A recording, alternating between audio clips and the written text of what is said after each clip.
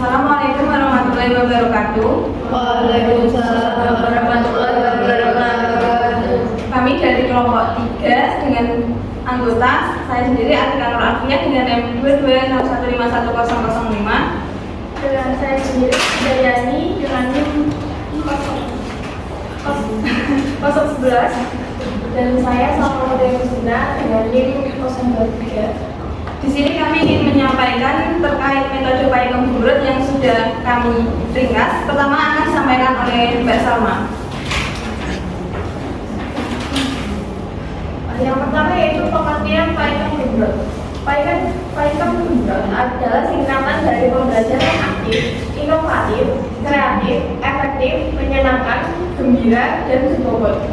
Paigem Gumbrut merupakan salah satu model pembelajaran pandu yang berasal dari program Managing Basic Education atau MBA. Program ini bertujuan untuk meningkatkan mutu dan efisien pengelolaan pendidikan. Nah, menurut Dartono, metode Paigem merupakan pendekatan pembelajaran yang dikolaborasikan dengan metode dan media pengajaran tertentu untuk menciptakan lingkungan belajar yang aktif, inovatif, kreatif, efektif, serta menyenangkan. Sedangkan menurut Yong dan Fatma, metode Paigem merupakan konsep pembelajaran di Indonesia yang menaruh perhatian pada siswa. Nah, dalam model pembelajaran ini, siswa dituntut untuk belajar secara mandiri sehingga pengetahuan yang diperoleh tidak hanya didapatkan dari guru. Paigem Gumbrut memiliki beberapa karakteristik yaitu fokus pada siswa, belajar yang menyenangkan, belajar yang berorientasi pada tercapainya kemampuan tertentu. Selain itu, ada pendapat lain yang mengatakan bahwa metode Paigem merupakan pembelajaran yang dapat menjadikan siswa mengalami, menghayati, dan menarik pelajaran dari pengalamannya itu. Dan pada gilirannya, hasil belajar akan merupakan bagian dari diri, perasaan, pemikiran, dan pengalaman.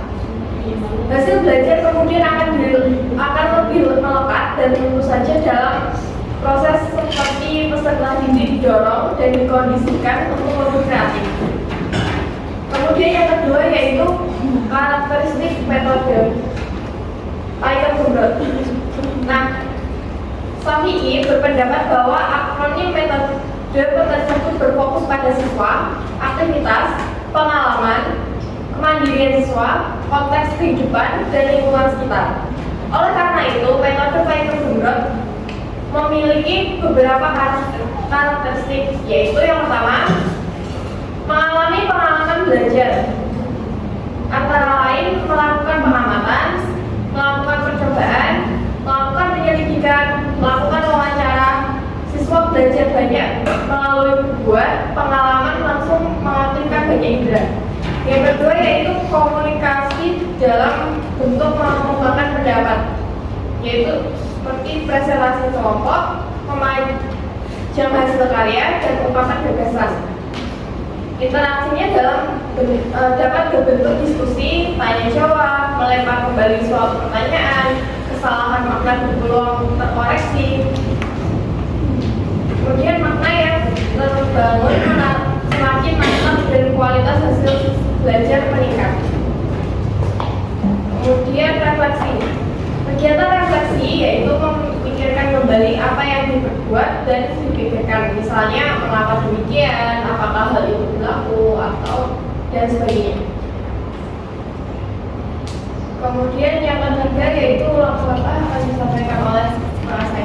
Oke, yang pertama adalah langkah-langkah dari Paigem Gumbrut.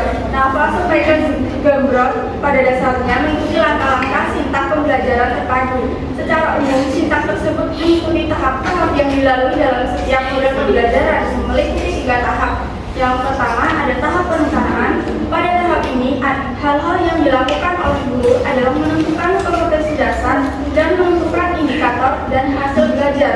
Yang kedua ada tahap pelaksanaan yang meliputi sub-tahap.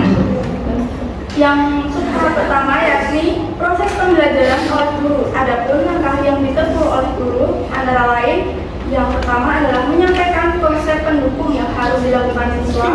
Selanjutnya menyampaikan konsep-konsep pokok yang akan dikuasai oleh siswa. Dan yang ketiga, yakni menyampaikan keterampilan proses yang akan dikembangkan serta menyampaikan alat dan bahan yang dibutuhkan. Dan yang terakhir, menyampaikan pertanyaan kunci. Selanjutnya ada tahap manajemen yang meliputi langkah-langkah. Yang pertama ada pengelolaan kelas, di mana kelas dibagi dalam beberapa kelompok. Yang kedua adalah kegiatan proses. Ketiga adalah kegiatan pencatatan data. Dan yang terakhir penerapan data. Tahap yang ketiga adalah tahap evaluasi yang meliputi evaluasi hasil, yaitu penguasaan konsep-konsep sesuai indikator yang telah ditetapkan. Evaluasi psikomotorik, yaitu penguasaan penggunaan alat ukur. Dan juga ada evaluasi proses. Adapun hal-hal yang menjadi perhatian dalam evaluasi proses terdiri dari yang pertama, ketetapan hasil pengamatan, yang kedua, ketetapan penyusunan alat dan bahan, dan yang terakhir, ketetapan menganalisis data. Menurut Subroto dalam Utami tahun 2015 mengatakan bahwa langkah-langkah dalam penerapan metode Paichem Gumbrot yakni sebagai berikut. Yang pertama ada tahap perencanaan, yakni guru menentukan jenis mata pelajaran dan jenis keterampilan yang dipadukan, kemudian memilih kajian materi, standar kompetensi, dan kompetensi dasar, serta indikator. Dan tahap kedua yakni pelaksanaan. Nah, pada tahap ini pembelajaran mengikuti skenario pembelajaran. Dan yang terakhir tahap evaluasi. Tahap ini berupa evaluasi proses pembelajaran dan evaluasi hasil pembelajaran. Dan yang selanjutnya adalah materi penerapan metode Paichem Gumbrot. Penerapan metode Paichem Gumbrot dilatar belakangi oleh kenyataan bahwa model pembelajaran yang selama ini berlangsung cenderung membuat siswa merasa malas dan bosan dalam belajar, di mana siswa hanya duduk pasif mendengarkan guru berceramah tanpa memberikan reaksi apapun kecuali mencatat di buku tulis atas apa yang diucapkan oleh mereka.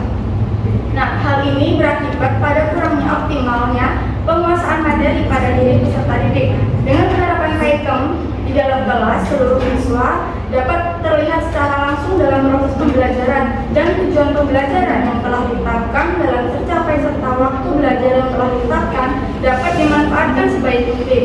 Dengan temuan yang ada bahwa Paichem sangat cocok untuk pembelajaran bahasa Indonesia karena guru dan siswa bisa berkomunikasi dengan lancar dan siswa menjadi lebih aktif. Nah, ada penerapan metode Paichem Gumbrot dalam materi drama, yakni sebagai berikut. Yang pertama adalah pembelajaran aktif. Guru bahasa Indonesia menerapkan pembelajaran aktif dengan menggunakan metode ceramah, diskusi, tanya jawab, dan demonstrasi. Untuk merangsang siswa menciptakan kondisi tersebut, guru harus mampu menciptakan suasana pembelajaran sedemikian rupa agar siswa dapat bertanya dan membangun gagasannya. Dalam pembelajaran aktif, guru hendaknya mendiskusikan hasil gagasan yang dikemukakan oleh siswa. Pada hal ini, guru mampu melaksanakannya yaitu ketika setiap kelompok mendemonstrasikan hasil teks saat bermain drama. Kemudian, kelompok yang tidak maju mendiskusikan struktur bermain drama dan guru bertanya pada salah satu kelompok untuk menganalisis saat bermain drama yang telah didemonstrasikan di depan kelas. Yang kedua adalah pembelajaran inovatif. Pembelajaran inovatif di mana guru harus mampu menciptakan atau menggunakan metode, media, strategi yang baru dan dapat mengikat siswa untuk tetap fokus pada proses kegiatan belajar mengajar. Pembelajaran inovatif, guru tidak hanya harus mampu menemukan metode, media, dan strategi pembelajaran, tapi juga harus mampu mengaitkan materi yang diajarkan dalam situasi nyata. Dan yang ketiga ada pembelajaran kreatif. Kegiatan belajar mengajar di dalam kelas menuntut siswa dan guru untuk kreatif dengan berbagai hal. Pembelajaran kreatif mengharuskan guru dapat memotivasi dan memunculkan kreativitas siswa, serta pembelajaran berlangsung dengan menggunakan beberapa metode dan strategi yang bervariasi. Guru membagi siswa ke dalam beberapa kelompok. Setiap kelompok diberikan tugas oleh guru untuk membuat teks saat hendak bermain drama. Setelah itu dipresentasikan di depan kelas. Seluruh siswa dalam tiap kelompok berusaha membuat penampilan sebuah drama dan masing-masing memunculkan kreativitasnya dalam membuat bermain drama yang berbeda dengan kelompok lainnya. Yang keempat ada pembelajaran efektif.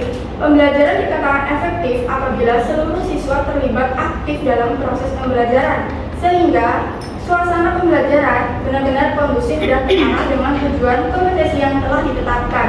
Penerapan pembelajaran materi bermain drama, guru menerapkan dengan banyak melibatkan siswa. Siswa menjadi lebih banyak diberikan umpan-umpan sehingga mereka sendiri inovatif. Selain itu, dalam pembelajaran inovatif, siswa juga harus berupaya mencari bahan atau materi sendiri dari berbagai sumber. Tindakan yang dilakukan yaitu sering memberikan tugas kepada siswa yang berkaitan dengan materi dan mereka mencari di internet. Bisa juga kegiatan belajar mengajar dilaksanakan di perpustakaan untuk mencari berbagai sumber terkait dengan materi yang diajarkan. Dan yang kelima adalah pembelajaran menyenangkan. Pembelajaran yang menyenangkan artinya pembelajaran yang membuat siswa merasa senang, nyaman, tidak bosan, tidak merasa takut, dan lain-lain. Pembelajaran menyenangkan ini sangat terlihat dalam proses pembelajaran materi bermain drama. Seluruh siswa merasakan nyaman dan senang dalam mengikuti kegiatan belajar mengajar di kelas. Untuk materi selanjutnya akan disampaikan oleh rekan saya. Yang selanjutnya yaitu kelebihan dan kekurangan. Nah, Pakem Gumrot ini pastinya memiliki kelebihan dan kekurangan. Kelebihan dari metode Pakem Gumrot yaitu memudahkan pemusatan perhatian pada satu tema tertentu sehingga peserta didik memiliki pemahaman yang lebih. Kemudian memudahkan guru juga untuk menyampaikan pelajarannya. Selain itu, guru dapat menghemat waktu serta mata pelajaran yang disajikan secara Pakem Gumrot dapat dipersiapkan sekaligus dan diberikan dalam 2 atau 3 kali pertemuan saja. Sedangkan waktu selebihnya dapat dimanfaatkan untuk kegiatan remedial atau pemantapan atau pengayaan materi. Sehingga dengan menggunakan metode Pakem Gumrot ini akan lebih efektif dan menyenangkan bagi siswanya. Kemudian kekurangan dari metode Pakem Gumrot sendiri yaitu cenderung mengutamakan salah satu bidang kajian dan tenggelamnya bidang kajian lain, sehingga memerlukan bahan bacaan atau sumber informasi yang cukup banyak dan bervariasi. Sebenarnya kalau misal ini dilihat dari sisi lain juga tidak termasuk dalam kekurangan ya, tapi untuk beberapa tempat misal kayak sekolah yang agak terpencil begitu, ini agak menjadi sedikit kekurangan gitu, karena kan membutuhkan banyak sekali sumber atau referensi gitu. Sedangkan di daerah-daerah terpencil itu kadang kekurangan akan referensi tersebut. Yang terakhir yaitu penelitian yang berkaitan dengan metode Pakem Gumrot dalam pembelajaran bahasa Indonesia. Yang pertama yaitu dari jurnal Ainara berjudul kreativitas guru bahasa Indonesia dalam menerapkan Pakem Gumrot pada materi bermain drama. Artikel ini ditulis oleh Panjaitan pada tahun 2024. Tujuan dari penelitian ini yaitu untuk mengetahui kreativitas guru bahasa Indonesia dalam menerapkan Pakem pada materi bermain drama di kelas 8 SMP Negeri 3 Lintong di Huta. Adapun instrumen penelitiannya yang digunakan penulis adalah observasi, wawancara, dan studi dokumentasi. Hasil dari penelitian ini, guru bahasa Indonesia yang mengajar di kelas 8 SMP Negeri 3 Lintong di Huta menerapkan Pakem pada materi bermain drama, yaitu terlihat kreatif pada penerapan pembelajaran aktif, kreatif, dan efektif. Dalam pembelajaran aktif, guru mampu menerapkan seluruh siswa aktif terlibat dalam pembelajaran. Kemudian pada pembelajaran kreatif, guru berhasil mengekspresikan tokoh pada saat materi bermain drama dari setiap kelompok. Kemudian pada pembelajaran efektif, guru berhasil menerapkan dengan memanfaatkan waktu yang telah disediakan sehingga tujuan pembelajaran tercapai. Sedangkan pada penerapan pembelajaran inovatif, guru berupaya melakukan pembelajaran kreatif dengan menggunakan media pembelajaran yang menarik dan bermanfaat bagi siswanya. Kemudian pada pembelajaran menyenangkan, guru menyediakan games yang kreatif dan seru untuk para siswa agar kegiatan belajar mengajar berlangsung agar tidak menimbulkan rasa bosan dan memiliki semangat pada siswa terhadap mata pelajaran bahasa Indonesia. Kemudian yang kedua yaitu dari jurnal edukasi dan sains. Penerapan model pembelajaran Pakem Gumrot di masa pandemi COVID-19 terhadap peningkatan hasil belajar siswa di SD Negeri Kedawung Barat.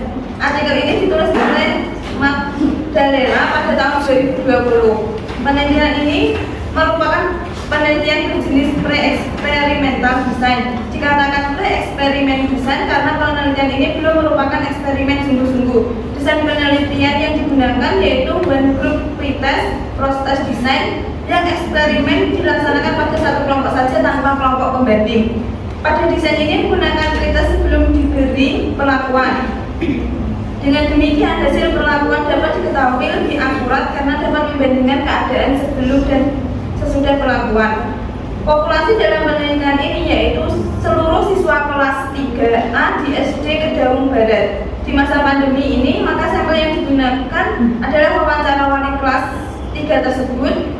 Nah, hasilnya yaitu menunjukkan bahwa rata-rata hasil belajar sebelum penerapan model pembelajaran Pakem Kumlot adalah 50,35.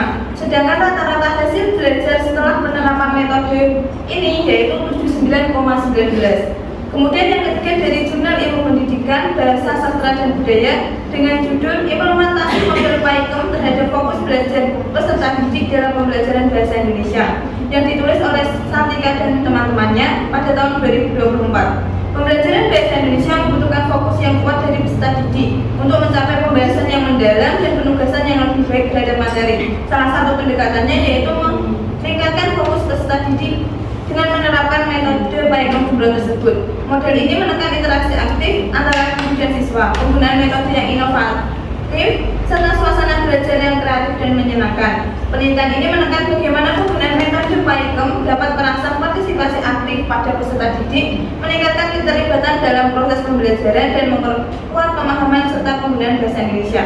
Oleh karena itu, penelitian ini diharapkan dapat menjadi sarana efektif untuk meningkatkan fokus peserta didik dalam pembelajaran bahasa Indonesia.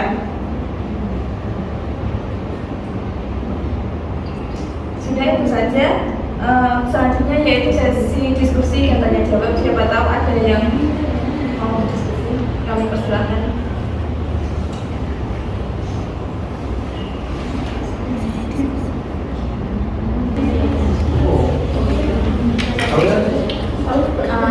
Teman-teman, apakah ada pertanyaan? Oh, Mbak Ana, silakan.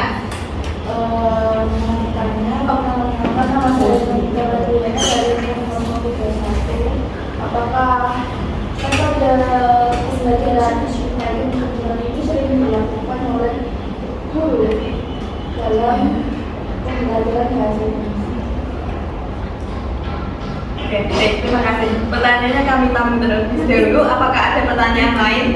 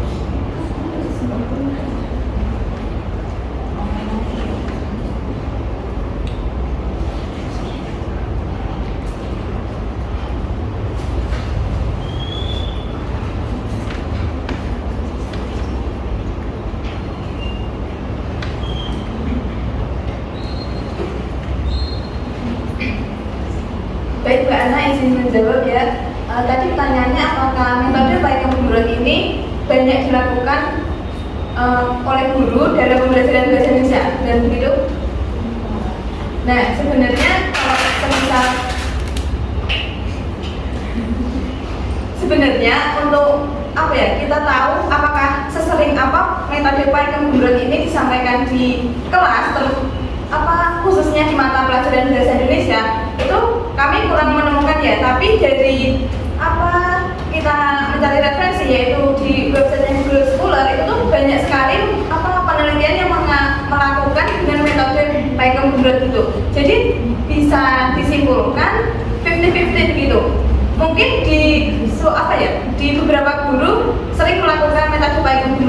di sisi lain juga tidak gitu, karena kan apa ya, Pakem Gembrot ini kan sebenarnya memudahkan siswa untuk memahami apa yang disampaikan, kemudian juga memudahkan guru juga itu. Tapi apa ya, kelemahan yang saya sampaikan di awal tadi, kalau metode ini tuh juga terlalu, kalau semisal terlalu mendalam dan guru itu terlalu menyelam terlalu jauh, itu tuh apa ya, malah waktunya nggak cukup gitu. Jadi mungkin ada beberapa guru yang menggunakan metode Pakem Gembrot dan ada juga guru yang memilih menggunakan metode lain yang mungkin lebih efektif untuk sekolahan tersebut. Gitu. Apakah ada tanggapan dari Mbak Ana sendiri? Berarti metode Pakem Gembrot ini selalu dilakukan oleh guru itu tidak sesering mungkin di fakultas metode lain. Ya, kalau sesering mungkin itu kami belum mendapatkan ya, karena kan kami belum terjun ke tempat-tempat itu. Tapi ada beberapa guru yang menggunakan ini gitu. Dan sebenarnya kan metode ini juga tergantung dengan gurunya juga kan, dan tergantung juga dengan materi yang akan disampaikan gitu. Oke, mungkin ada sanggahan pendapat dari kelompok lain, kami persilahkan.